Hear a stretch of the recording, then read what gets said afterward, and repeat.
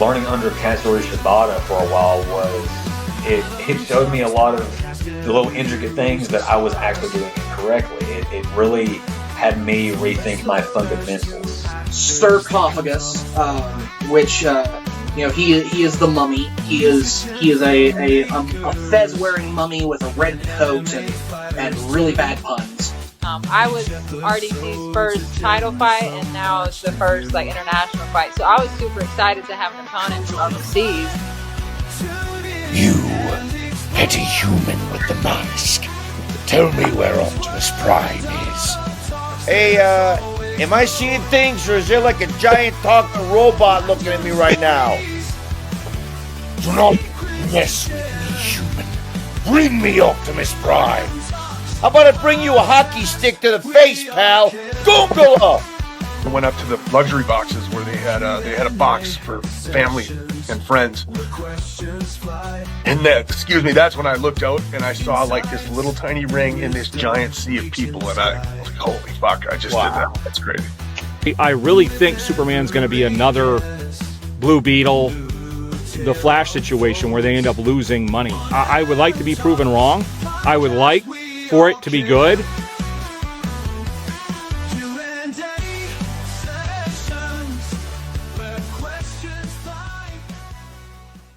This week's episode is sponsored by Dubby Energy Drinks. Dubby is a brand that is tried and tested with thousands of monthly people consuming their drinks. Dubby launched with just one flavor and slowly grew, and now they have created over 15 plus unique custom-made flavors that are enjoyed by thousands of monthly customers. So get off the big energy bandwagon and check out Dubby. This is how an energy drink should be. Jitter-free, crash-free, no sugars, no artificial colors or dyes, and no calories. And right now, you can get 10% off with the promo code ATPC90. From us here at the Adam Talks podcast as a special gift for you, just for checking out the show. So go to w.gg and use the promo code ATPC90 to get 10% off of your order now. And we're back with another awesome episode of the podcast. We are talking to an awesome actor, a guy that I got to see for the first time, and I believe it was his first film that he had ever done, the amazing Scott Doss. How's it going, buddy? Hey, how are you? Oh, man, I'm doing great. Dude, I'm doing great, man. It's awesome here. It's rained off and on today, but apart from that, it's been pretty good. Yeah, I can't complain over here either.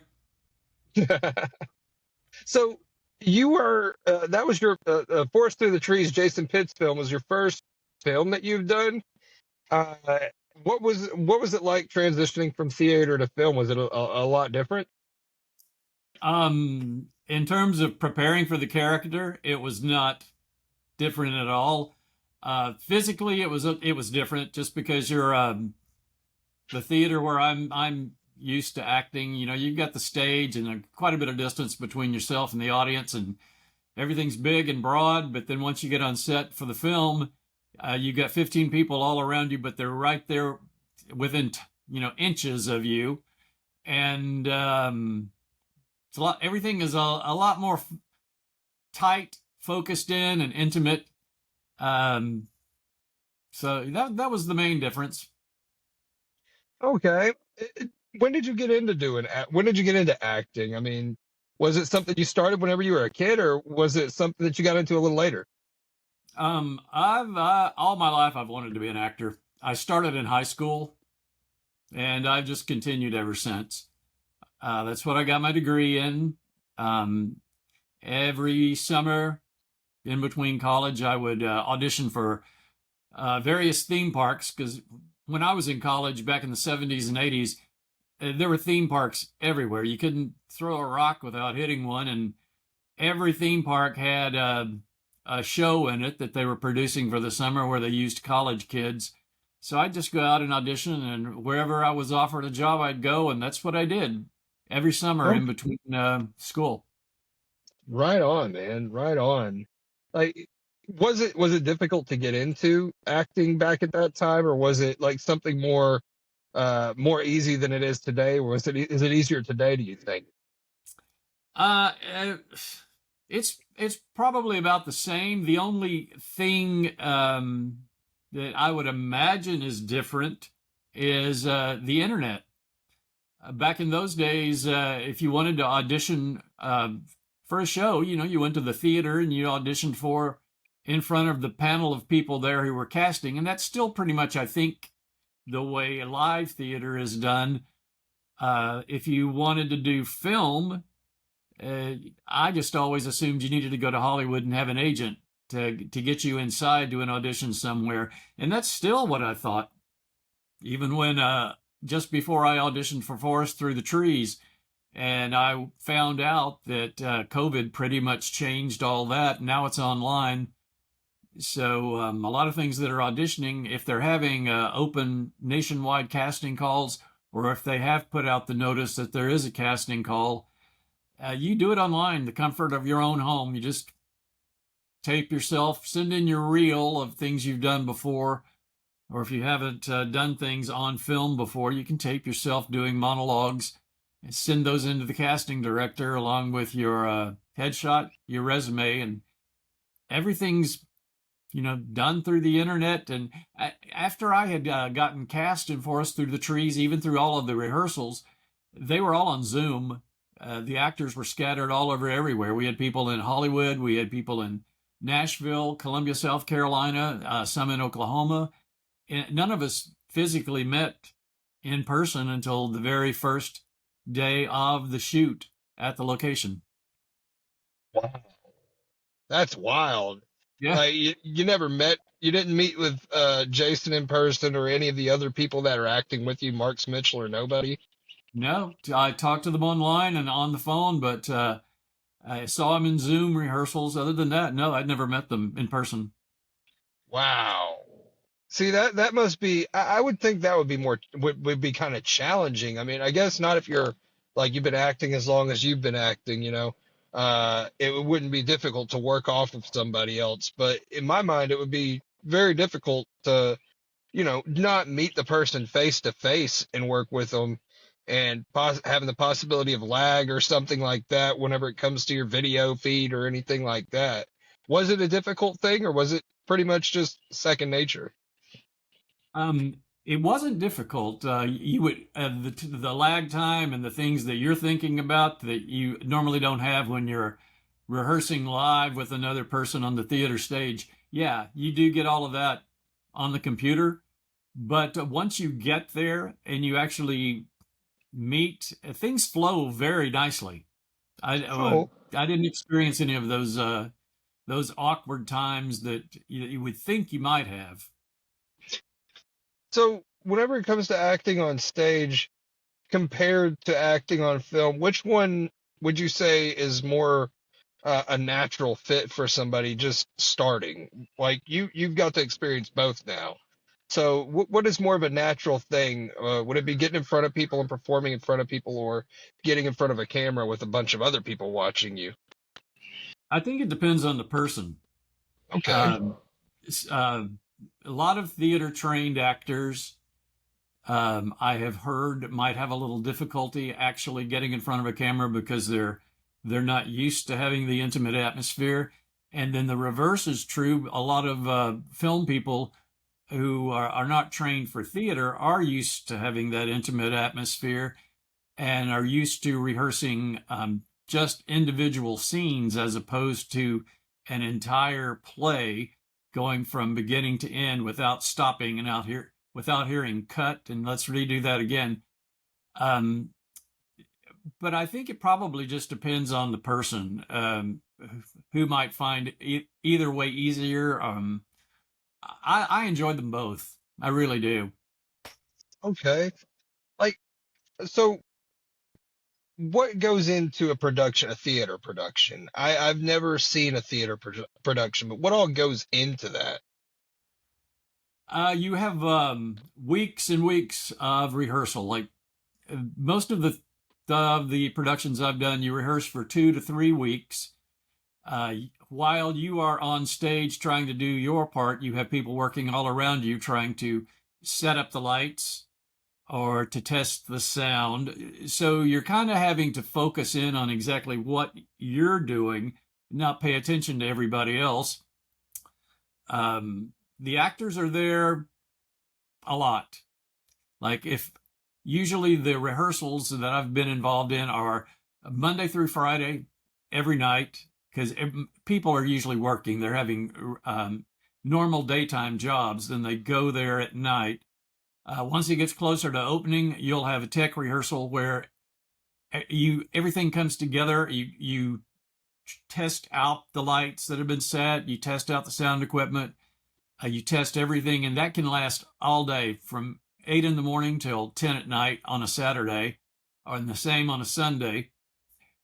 So there is a lot more from the actor's standpoint than I saw in the film. Like all of the things that they were setting up with the crew on the film, I wasn't there when they did that.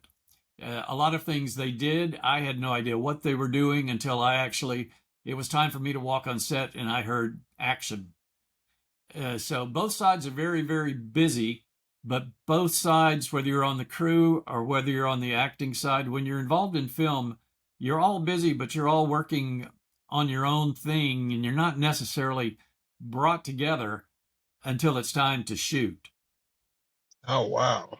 Or that's what I experienced, at least. Okay. Now I've seen that I've seen recently that you're working on other projects as well, right? Like you've done Yeah, short films and other things as well? yeah, I've done a few short films since The Forest Through the Trees wrapped, and most of those are all still in post-production. One was released a couple of weeks ago on YouTube. The others are either still in post-production or they're still filming. Oh, wow. One coming up that I was just cast in about a week ago. I have not started on it yet, but it's going to be a feature length. Everything so far that I've gotten cast in has been a horror movie, except for one, which for me, I'm perfectly fine with that because horror is my favorite genre. Oh, wow. Okay. I wasn't sure if that was like, did you do horror productions in a theater as well? Never. You never got the chance to do a horror production? No Edgar Allan Poe or nothing like that? I've done one, I think, murder mystery, but it was a musical comedy murder mystery. I've never done anything serious on the stage that was horror. In fact, most of the things I've done have been comedies or musicals. Oh, wow. What's a performance of yours that really stands out in your mind, whether it be good or bad?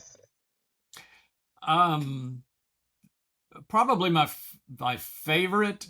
We did this about maybe 3 or 4 years ago here in Little Rock at the Weekend Theater. It was called Casa Valentina, and it's a play by Harvey Fierstein.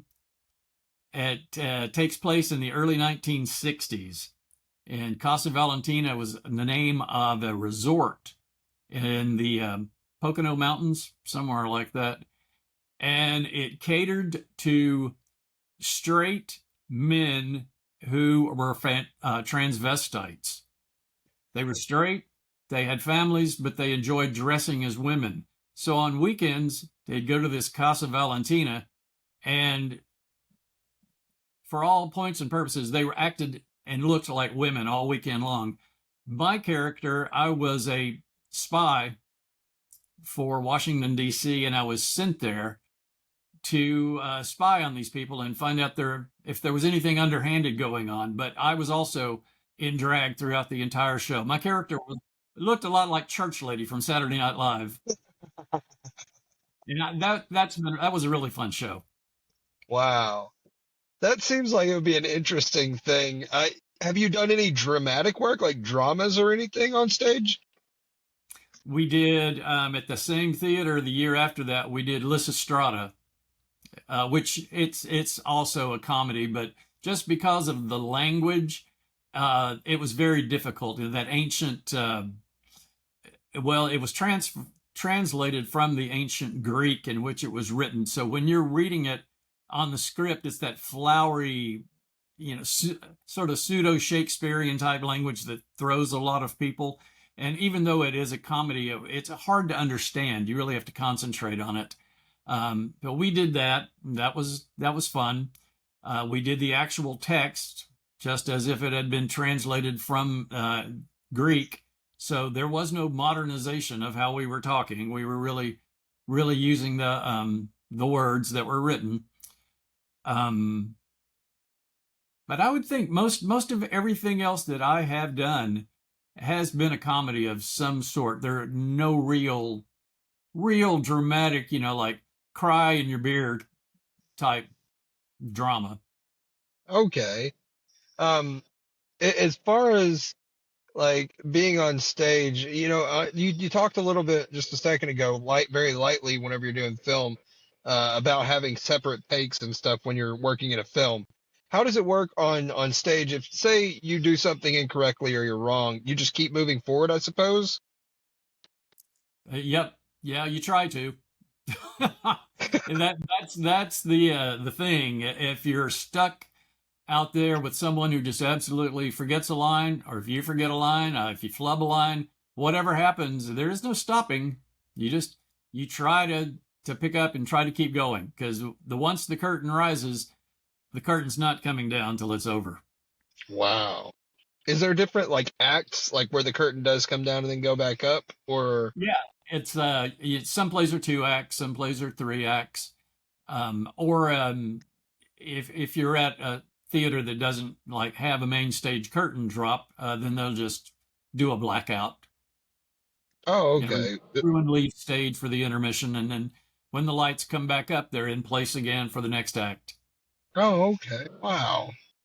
Um, so as far as working on film goes, you said you've had no issues. There hadn't been any kind of problems because you're still early in your film career, yeah. So, um, you haven't had any kind of issues working with, and I'm not trying to throw anybody under the bus. I've just talked to other actors who have had bad experiences with directors or with cast members or something like that. Have you ever had anything like that on stage even? No, I have never had a director anywhere that I didn't get along with. Okay. Never had actors that I didn't get along with. I have had actors who might cause a problem that was not their fault. It's just that they, did forget a line. Yeah. And you're wondering, how am I going to get out of this? But as far as having personality conflicts or any kind of fights or things like that you always hear about people having, I've never encountered any of that. Let's talk a little bit about Forest Through the Trees. Julian, you said horror is your genre, man. This must have been an awesome thing for you getting to experience this, being in a film and a horror one at that. What was the experience like coming into the film? It was wonderful. I was so glad to get cast in a film, and I was so glad that I got this part. I couldn't have asked for anything better because at my age, if you're doing theater, there aren't that many roles out there for someone my age, and if you're playing the bad guy, a killer or a psycho or something like that, when you're getting into films and you're getting into slashers and murders, there are a lot of more opportunities in film. So I was very fortunate to have my first role be the psycho killer in such a great movie as Forest Through the Trees. That was definitely something that I'm thankful for. So whenever you're going through this audition process, auditioning and everything like that, was there something that stuck out about the script or about the whole premise that made you go, I have to try this. I have to try out for this part? Um, I found out about the part from another actor that I'd met at a theater audition. He had done a lot of film and talked me into doing this since had never been in a film and knew nothing about it. But he said, "Yeah, you should go online." He goes, "They're casting this horror movie," and he goes, "I think you might be what they're looking for." So I went online and I pulled up the character, and it said someone elderly, extremely frail and creepy. And I thought, well, this isn't a compliment. But I thought, okay, I will. So, but yeah, fortunately it all worked out. Man, that's the word. We joked about it on the full cast episode of the show a little while back. But creepy is definitely the word to describe the performance you gave. It was awesome, man. It was wonderful.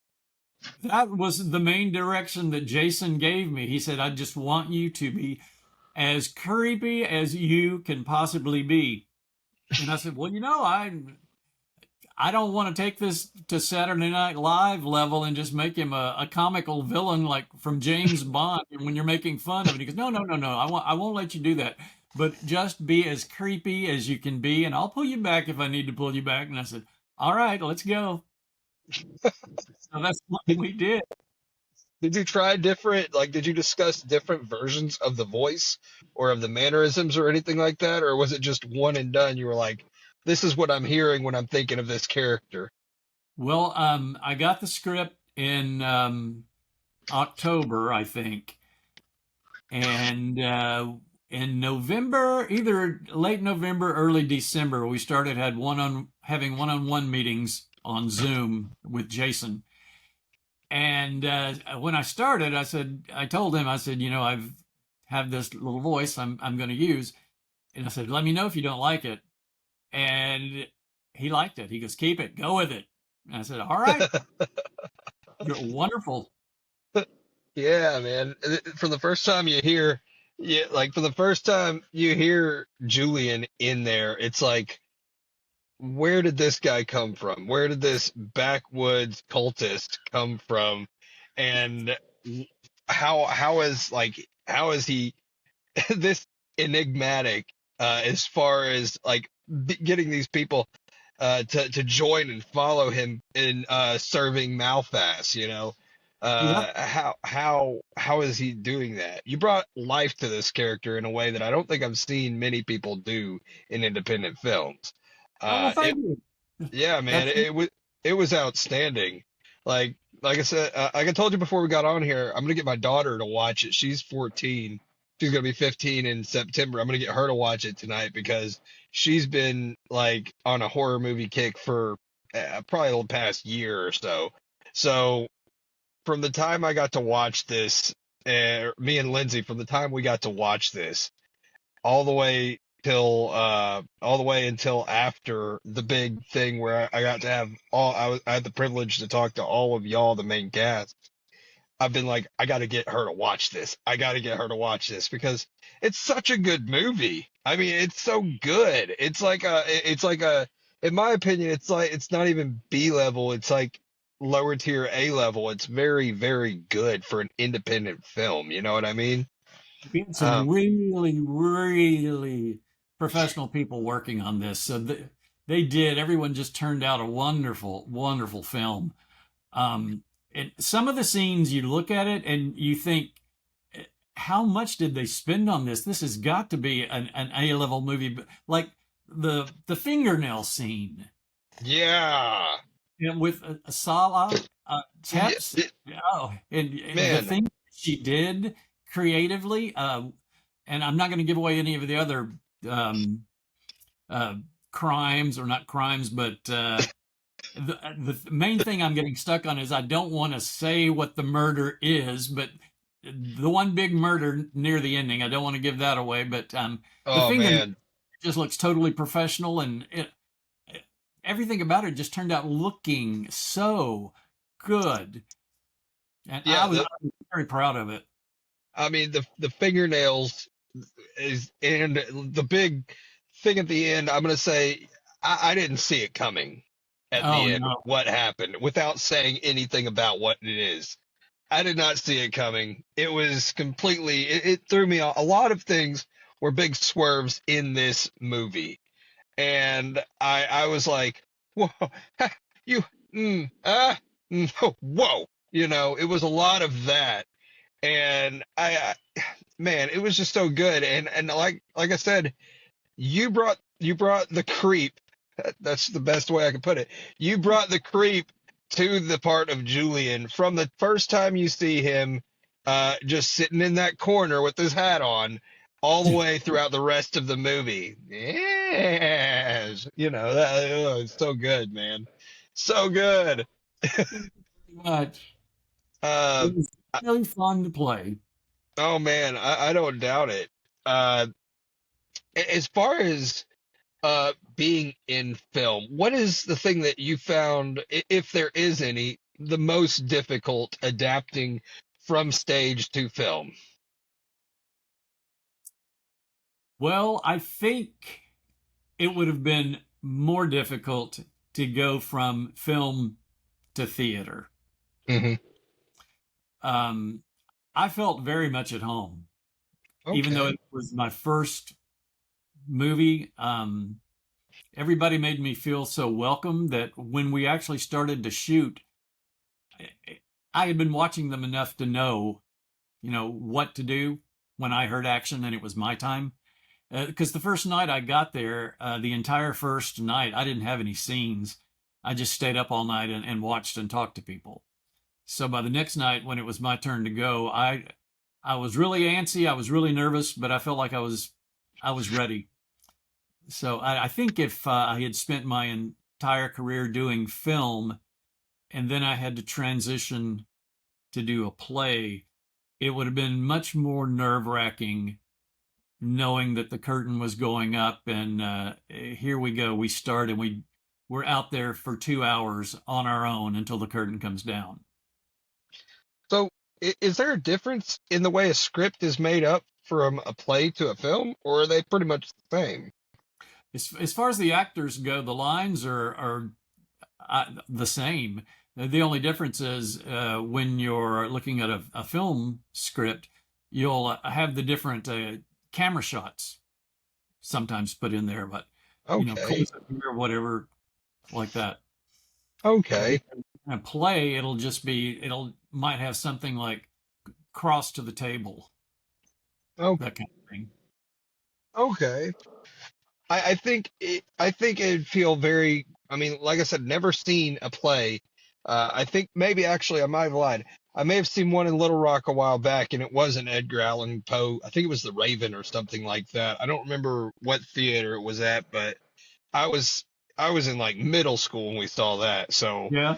that makes sense for me not to remember that. That was a couple of years ago for me. But you know, uh, I not seeing them. I think it would be for an actor. It would be very gratifying hearing an ovation at the end of a performance or something like that, knowing, hey, they really dug what we were doing. They really got into it. It was something they were into.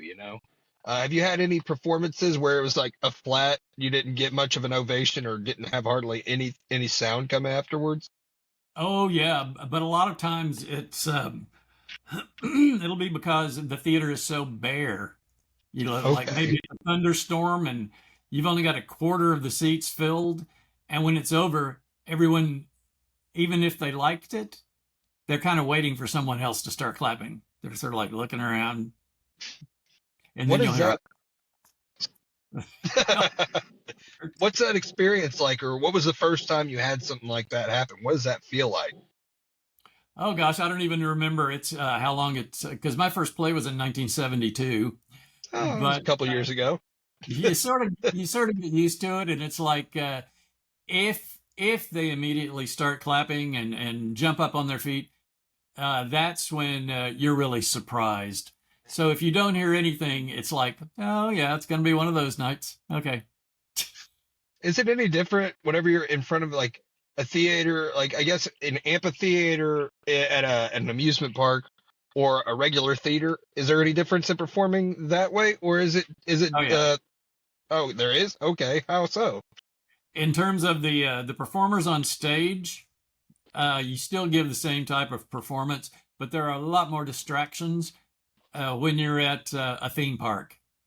Okay. If you're in a theater, it's dark, it's quiet. everyone's there just to watch you, and if they're talking, they're hopefully whispering.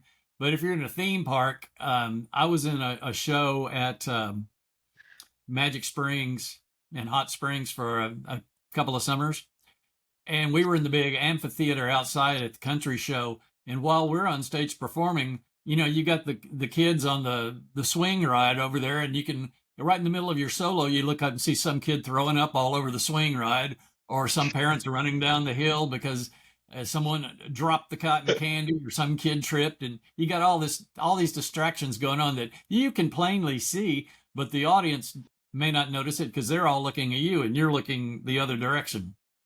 A lot of distractions. I get it, man. So right now is it's kind of the point in the show where I would like to talk a little bit. I'm a big advocate of mental health. I have anxiety. I got some mild depression. I've been through some PTSD stuff from stuff in my past. And I think it's very important to kind of bring that kind of stuff to light. As far as in any kind of profession, I'm sure everybody deals with that sort of thing, deals with anxiety, depression, this sort of thing. Have you ever dealt with any of that as far as stage performing or anything like that? And if so, how did you get through those moments of maybe self-doubt, or maybe that performance wasn't good enough, or whatever it may have been? Usually those things hit me not during the performance, but during the audition stage. I have been in auditions where, for these film auditions, it's quite a bit different because you're submitting things that you have taped yourself at home. But if you're going to a theater audition and you stand up on stage in front of this whole panel of the director, the musical director, the head of the orchestra, whatever, you sit out there and you wait and you wait and you wait and you watch everybody else go up before you, and you're ready, and after about an hour and a half of that, they finally call you. And when you get up there, I have sometimes felt like an alien presence has overtaken my body. And once I start either saying the lines or singing the song or whatever, it's like, I'm not doing this. I'm not in control. It's like it's an out of body experience, and I'm just watching this. I have no idea what I'm doing, and I can't control it. So that type of anxiety hits me a lot. But once it's over, I always went back to myself, and 99 times out of 100, you go back to your seat and you go, oh, I was just completely awful. I wish I could do that all over again, because I would not let this other personality take over and do it for me. I would try to do it the way I auditioned it at home. Yeah. I mean, that sounds like I've not had that kind of experience, but I do have this anxiety about singing in front of people. I love writing music. I love playing country music. I have a bunch of songs that I've written and stuff, and I want to record and everything, but it's always self-doubt. It's always like, well, that's not good enough. We got to do it again. We got to do it again. And I'm sitting here doing the same recording 5, 6, 7, 12 times, and it never sounds right to me. It never feels quite right. Or performing on stage in front of somebody, that's something right now in my brain. I am not even ready to do that. I get so nervous. And my therapist that I talk to, he says things like, "Oh, I mean, what makes you nervous?" And I'm like, "Well, what if this?" And he's like, "But what if you do really good up there? What if you succeed? What if people love it?" And I'm like, I don't know. Yeah. It's something that I deal with as far as that goes. Auditioning, I've never had. I've tried. I've auditioned voice acting roles once or twice, and I was nervous about those because, God, there's millions of people out here, and it's a voice acting role. It's not a physical portrayal. It's just speaking your lines and recording these things. Well, I don't hear back from them for a week. I don't hear back from them. I shit the bed on that one. You know what I mean? I don't really, sometimes I don't really get through that stuff. How do you manage to kind of move past it? It's just something you have to take in stride. You just know that if you're going to put yourself in these positions, that's what you're going to encounter. And whether you get it or whether you don't get it, there's so many things that go into actually being chosen. You could be the absolute best person out there, but you might not get it because of some other reason. For example, in acting, if the part, if it's specifically said, I want someone uh, elderly and frail and creepy, and someone who looks like Brad Pitt walks in and auditions, Brad, the Hollywood A-list actor, he's absolutely fabulous, is not going to get the part Yeah. unless they have makeup people that can make him look frail and old and creepy. So there's a lot that goes into being cast. You can't always think, "Oh, I was awful," or "I shouldn't have done that." You'll the more you put yourself out there, and the more you audition, the easier it comes, and the more you get used to the rejection, because you go through a lot of rejection before you actually get it, and even after you've gotten it, that's no guarantee you're going to keep getting it, because every time you go out there, like I said, there's so many different things that come into play uh, other than your talent. So if you get it, great. If you don't get it, just think, "Hey, well, something else was going on." Yeah. I think that's where a lot of people do get hung up, They start getting down on themselves. They start beating themselves up. They start thinking, maybe I'm not good enough or whatever it may be. And like you said, there's a whole bunch of other circumstances that go into things, it doesn't even have to be you. You could be, like you said, perfect for the role. But if you're not exactly what they're looking for, if you're not what they want for this part, you're not going to get whatever it is. That's exactly Um, right. and I think another thing is that people have a difficulty dealing with is rejection. Like you said, you're going to get a lot of that. You get a lot of rejection, I'm sure, if you keep auditioning. And I guess I think the tough thing probably for people would probably be having tough skin to be able to be like, whatever, I'm going to just do another one. I'm going to put 12 different auditions in after that. So if as far as this thing goes, for people who might get down on themselves, for people who might uh, see themselves as not doing good enough, or just because they don't get the part, uh, getting rejected, what advice would you give to them as far as that goes? Uh, uh, in acting, that is. If you're really wanting to act, then keep putting yourself out there. Every time you get rejected, you've still got an experience at the rehearsal or at the audition. Not only do you get the experience auditioning, but by putting yourself out there, even if they say no, they've seen you. And unless they're someone who they're never going to direct another play or they're never going to make another movie, they will be doing another one. And chances are they're going to remember you. They might say, "Oh, there's that guy from last time and he wasn't very good," or "There's that guy from last time and he was really good, but we couldn't use him."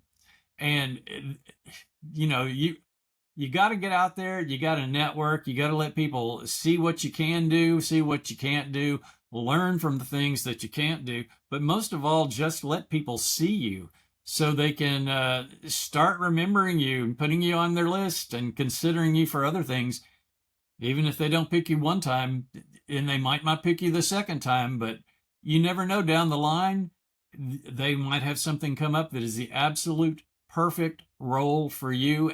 And the minute they see you, they go, "There he is. I was hoping that guy would audition. I can't remember his name, but I remember him, and this was the one. I was hoping he'd come back."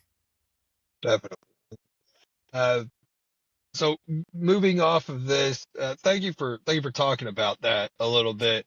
I don't know if people are like, some people, I've found, may not be too comfortable about talking about mental health issues or anything like that. And I appreciate you giving that encouraging advice, man. That means a lot.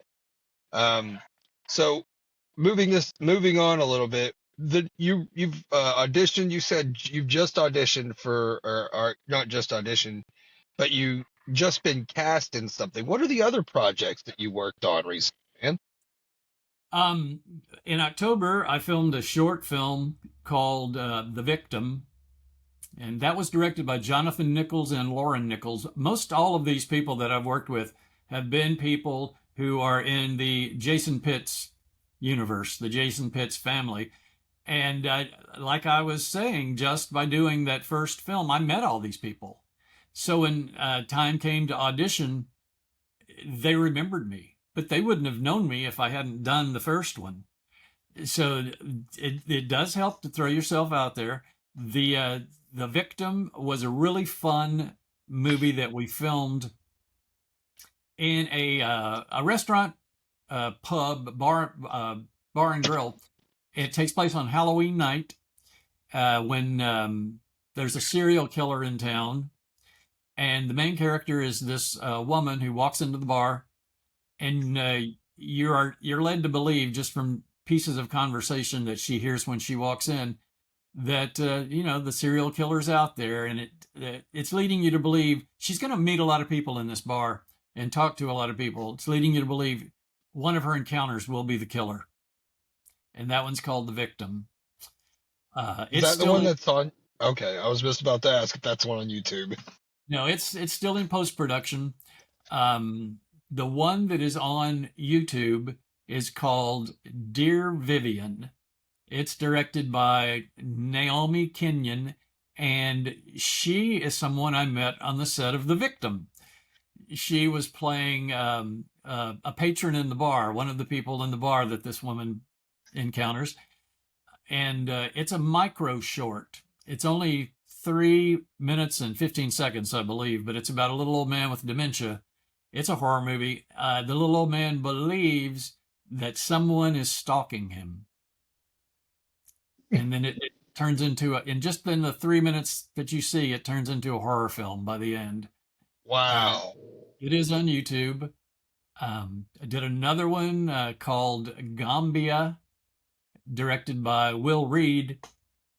Will is the editor of Forest Through the Trees. He's also the director of the Batman Heart of Ice and Under the Red Hood, which I hear you're going to be playing a role in a Batman movie at some point, huh? Oh, well, I was kind of keeping that under wraps, but yes. Oh, I'm sorry. I can cut this out, man. No, you're fine. You're fine. You're fine. I just wasn't going to bring it up. But yeah, Will, his next Batman film, we hope to start filming that one. He said, we just got an email this week. He wants to start filming it hopefully by the end of the year, first of next year.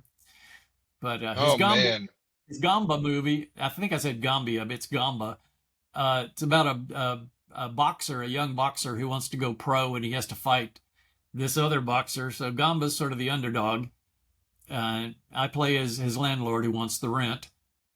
And then did another one. It's a sci-fi horror that is still filming. And wow. Is, Dirty Halos. It's by Zach Counts. And Zach wrote the script. It's about a little old man who is terminally ill, but and it's in the future horror, sci-fi horror. The little old man's invented a machine where he can transfer his total consciousness into another body. So he goes into a bar and picks out this younger, healthier person and plans to transfer his consciousness into that body. His old consciousness will go into the young person's consciousness, or the young person's body will get his old consciousness, and then he will get rid of that one. But since it is a horror movie, something goes wrong in the transference, of course. So, and then that one's going to be good. Looking forward to it. Oh man. So, what's some stuff? What are some? I would say, like, what are top 3 things you've learned since starting filming? As far as during filming, like I'm guessing all directors do stuff differently. They make their movies a little different, or this or that. What are 3 things that you've learned throughout your venture into film? Number 1 is don't get married to the script. When you're doing theater, you do the script line for line, word for word, and you don't ad lib, you don't change a thing. If you happen to flub a line and you have to say something to get back on track, that's understandable. But otherwise you say every word that is written and no other word. In film, it's not that way, especially if the director is the one that wrote the script, because we were changing things left and right on Forest Through the Trees. Even as we were shooting, Jason might say, well, I don't really like that. I don't think that's working. Let's do this. And we would change blocking. We would drop entire pages of dialogue. So you have to be ready to think on your feet. And Wow. don't let the fact that you have dropped a page of dialogue, don't let that throw you. So that's one thing. Another thing that I learned, which I'm sure nobody else has ever had a problem with, but since it was my first film, it was a little nerve-wracking to me, and that is when you hear camera rolling, that doesn't mean you start. You wait until you hear action. Oh, wow. There were a few times where I felt like I was jumping the gun. Man, see, I wouldn't have known that for sure. I write audio dramas, and I'm working on editing down my second full cast audio drama. It's a horror. It's my first attempt at horror. It's not. I don't know if it's. I don't know. It's my first attempt at horror, so we'll see how it goes. You know what I mean? Well, I'm sure it'll be great. I can totally wait to see it. It's gonna be on all the streaming stuff. I've got Samantha Shaw, Marilyn Knapp, Justin Russell, my oldest daughter, the one that I'm going to get to watch the movie. She's in it, and then another actor friend of mine, who's one of my best friends, Jesse Teague. They're all in it, and it's about this house. I don't think I've talked that much about it really. It's about this family moving into this house, and a bunch of stuff just starts happening. They're hearing voices, they're hearing footsteps, they're experiencing all of these different things, and by the end of it, I feel like a good twist will be revealed at the end of it. So Cool. it's something that I'm really excited about. But as far as audio dramas go, I kind of knew, or as far as script goes, not being married to it, I kind of felt like that would be similar, because in the conversations I've had with Jason when he's came on in the past, he's talked about not really having a loose script, but being adaptable with the script, So I kind of figured that, but the camera rolling thing, I had no clue about that. Camera rolling, does that mean I go? No? Okay. I had no clue about that. That's the first time hearing that. So, nice tidbit of information. Was it much different working on the micro thing than working on a bigger thing? Was it just because it was shorter, that it took less time possibly, or the script obviously would have had to have been smaller, but was it much different than any other thing that you'd filmed? In terms of developing the character, it was no different. I spent a lot of time on the character. The only difference was when we filmed, we had one camera and one sound person and me. Okay. And so if it was my scene, it was just the three of us, and then there is another actor in it. So the other actor came in. That meant there were four people there. But the most people that we had at the shoot, it was a total of four: two actors, one camera, one sound person. And of course, Forest Through the Trees, we had a lot larger crew than that. Oh yeah. So Man, that was really the only difference between the micro shoot and all micro shoots might not be that way. Some of them might have a larger crew, but ours was that small. okay. What changing, like, switching gears real quick, what drew you into horror? What made you love horror? To tell you the truth, I don't know what made me love it. I bet I always have. Ever since I was a small child, even before I started the first grade, I went to movies all the time. My parents were big movie people, and they took me with them everywhere they went. And it didn't matter what the movie was, I went. So I saw horror movies as a small child. My mother explained to me that, they're not, it's not real. These are actors. They do this for a living. They're getting paid to do this. And whatever you see, just keep in your mind, it's not real. They're playing just like you play in the yard, except they're getting paid for it. And I don't know why I liked the horror movies better than everything else. It may have been because I sort of, as a small child, understood them better, because you had a definite monster who was carrying the girl away and the guy had to save her, as opposed to if they had gone to see a love story. And I was just going, oh, this is kind of boring. But I always liked the horror movies. Man, what is the three best horror movies of all time in your opinion? Oh, of all time. Number one would have to be Psycho. Ooh, Norman Bates. Yes. I Hitchcock. felt everything in that one was just perfect. It had the photography was great, the storyline was great, the acting, the directing, the music. It just all fit into place, and it seemed like to fit into place with a smaller than usual Hollywood budget. It just had a real indie feel to it.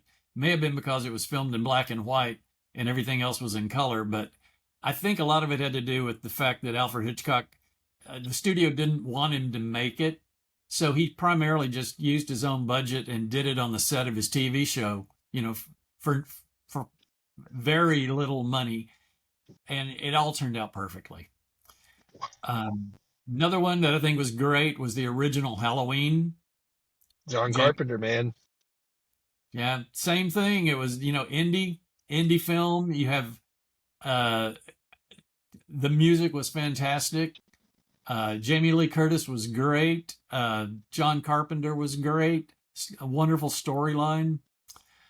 What would be a third one? I don't know if I've got so many that I really like, but I don't know if I have a third one that would fit right up there with Psycho and Halloween or not. And them two are very like iconic in their own right and in their own way, man. Michael Myers is my favorite horror movie villain of all time. So I can 100% agree with having Halloween on that list. Norman Bates is freaky as hell, but I think Michael Myers was the first one that I could think of in my memory that I saw, and I was like, that guy, I don't want to be in the same place as him. I don't want to be in the same area as him, because he could be walking and catch up to you when you're sprinting, for Oh one. yeah, And he had the white emotionless mask. There's no the void of humanity on the mask was beautifully made. It was a Shatner mask, I know that, but the void of humanity on the mask and the fear of just seeing this guy kill his sister. No, yeah, he yeah. killed his sister at the beginning of it, Judith. And it was just something, man. It was like mind blowing seeing that. As far as Adam's horror stuff, Halloween's got to be up top with that. I saw Psycho a little later, um, and I was blown away by it. It was just nuts, like, because Halloween was made in what, 74, something like that.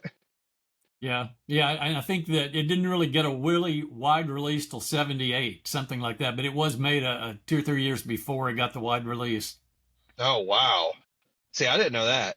I Michael Myers is just the scariest thing in the world to me. I don't know why. It's just the void of humanity, I guess, is what it is. Yeah, it But worked. it did.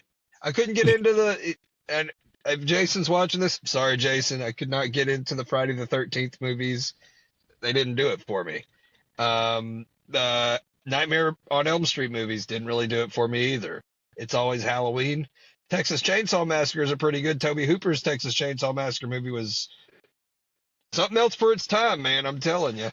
Yeah, But um, what? It was disturbing because the way they filmed it with that gritty look, and I saw it the first time I saw it was in a drive-in theater, Mhm. which for some reason made it look even grittier. But it had the feel of a documentary, so that made it scarier because you go in thinking, well, this is a newsreel. This is real, you know. My mom watched that whenever she was in, I want to say she was in high school or middle school, whatever it was, whenever she was in school. And she told me she had trouble sleeping after seeing Texas Chainsaw Massacre because they had a shrub outside of her window that would scratch the window and it would scare her. And she was like, he's coming. And then my grandma, she was like, you are never watching another scary movie. And it was just great. Oh man, Scott, man, I've had an amazing time on here, dude. I love talking to you. I love learning from you. Uh, I think the coolest thing about being able to talk to people like you, actors and stuff, is being able to learn things that I had no clue about. As far as acting goes, in film, on stage, doesn't matter. What, in your opinion, is the most important thing? Is it learning the lines? Is it your portrayal of the character? Is it the way your mannerisms, your facials? Is it what is the most important thing? Or is it an amalgam of all of those things? It's sort of all of them put together, but the main thing that works is developing a character in your head. And these things are not in the script, but just from reading the lines, you develop a character, an entire backstory, so that you know where that person grew up, what their parents were like, where they went to school, everything about them, so that if you were interviewed by someone as that character, you would know how to answer as the character. And if you can have that in your head and draw from that, know how he walks, know how he talks, know how he would gesture, because the way he scratches his nose may not be the way you scratch your nose, but just keep all of that in your head. Then when you're reading the lines, the way you should say the line and the way you should move will come. That at least that's how it's always worked for me. That's the approach I've got. And I have an acting teacher now that says, don't worry about the lines. You can say something say what you think you should say what the reaction is. Of course, you do need to know the lines, otherwise people will get pissed off at you if you don't say the right line. But what she means is, let those lines come naturally. Don't let them come as if they're just words you've memorized and you're sitting there going, okay, as soon as he says one more word, it's time for me to say my line. And I get to say my big line. Here comes the big line. But don't do it that way. Just approach it as if you're naturally having a conversation with that other person, and you respond the way you would respond if your acting partner says that line you're waiting for in a different manner from how they normally say it. Then don't respond the way you always do. Say your line, but respond in answer to the way he has said it, and just stay in the moment, stay real, and that's what's going to benefit your character the best. Wow, man, solid advice. I wouldn't. I I think that's something that I lack as far as character development for the scripts that I write. Most of the time, the things that I'm writing, if they're not something in a universe that I've created or whatever, they're just, this is what I want. This guy, this person, and I want this to happen in this. So that's really solid advice that I didn't even think about, creating the entire world. You know who this person, you know what this is. And as far as acting goes, the same exact hand, that's something that I would never have thought of as far as acting or voice acting. Bringing that character to life means literally bringing the character to life. Yeah. You know who they are inside and out. You know what they're about. You know what they would say, how they would act, how they would lean up against a fence post, how they would walk, talk, everything, you know. That is phenomenal, Scott. Wow. That's the way I was taught from with my very first acting teacher. He said one of the best things you can do as an actor is just watch people. He goes, no matter where you are, you spend a lot of time wasting time. Like if you're in line at the post office or the DMV, he goes, don't waste it. He goes, watch people and try to figure out. You see some a little old lady walk in, try to imagine in your head, wonder what she did for a living before she retired. I wonder what causes her to limp like that.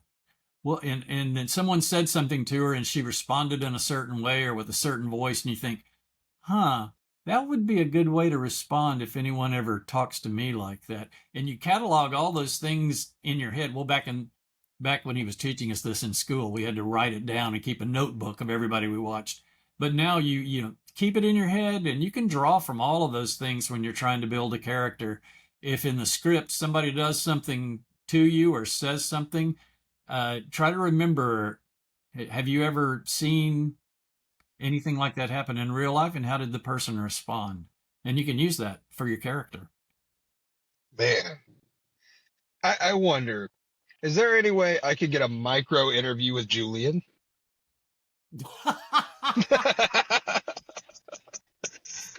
Probably work on that, but I would rather it not be live because I don't know what Julian might say. I understand that. I understand that, man. Well, shoot, we are winding down to the final moments of the show, man. I thank you so much for coming on. I thank you for having some fun with me and talking for this hour. Loved it. Thank you. Dude, so for the end of the show, I do this thing, and I don't remember if I did it on the full cast thing or not, but I'm a big fan of gratefulness. Man, being grateful for things is super important to me because without whatever it is that inspires you or drives you or makes you do what you do, man, there's no meaning to anything. So being grateful for things is a very important thing to me. So what I'm going to do is I'm going to say three things I'm grateful for, and then I'll give you the exact same opportunity to say three things you're grateful for. For me, most of the time, mine don't change. I mean, they have not since, I want to say, the first season. So for me, the first one is my support system. My beautiful wife, Lindsay, my two beautiful daughters, Isabella and Rachel, my mom, my dad, my brother, everybody and anybody who has supported me in anything that I've done, whether it's music making, whether it's audio dramas, pro wrestling, whatever it is that I've done, I wouldn't be able to do any of it without my support system. So I'm very grateful for them. The second is, well, you, the guests that come on the show, because Scott, if I'm being honest, man, you didn't have to come on here. I'm just some random guy that likes talking to people. So I am really grateful for you coming onto this show and just chilling with me and talking and giving me your thoughts on acting and everything else, man. It means the world to me. And the third thing is like 2-for-1. It's my physical health. I have started a workout routine like we had talked about a little bit before getting on here. I started a new workout routine. Staying dedicated is very difficult for me because I'm not used to doing it anymore. But I've started light workouts, just jogging and this and that, cardio, whatever. But I'm getting my body back into shape. So I'm very grateful for my physical health and my mental health. And the other part of it is the good Lord above, because, man, without God, nothing's possible. And with him, anything is possible.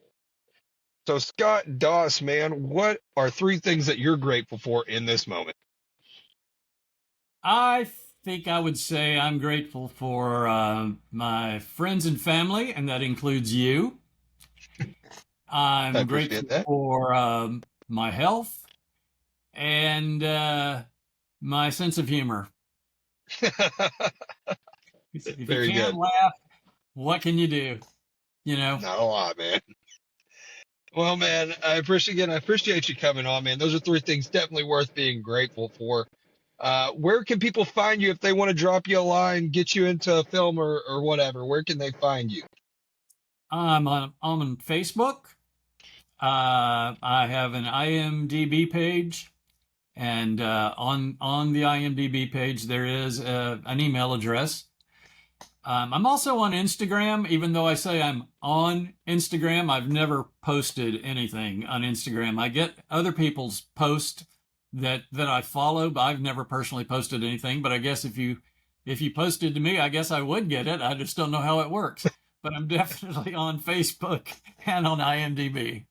Uh, Man, I appreciate it, man. Go check out Scott Doss. Drop him a line. Tell him, hey, tell him how good of a job. If you got to see the forest through the trees or any of his other stuff, tell him how great of a job he's done.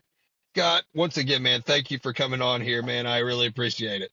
Thank you very much. This was a lot of fun. It's nice to talk to you again. Yes, sir. Hey, you have a great rest of your evening, buddy. You too. Thanks.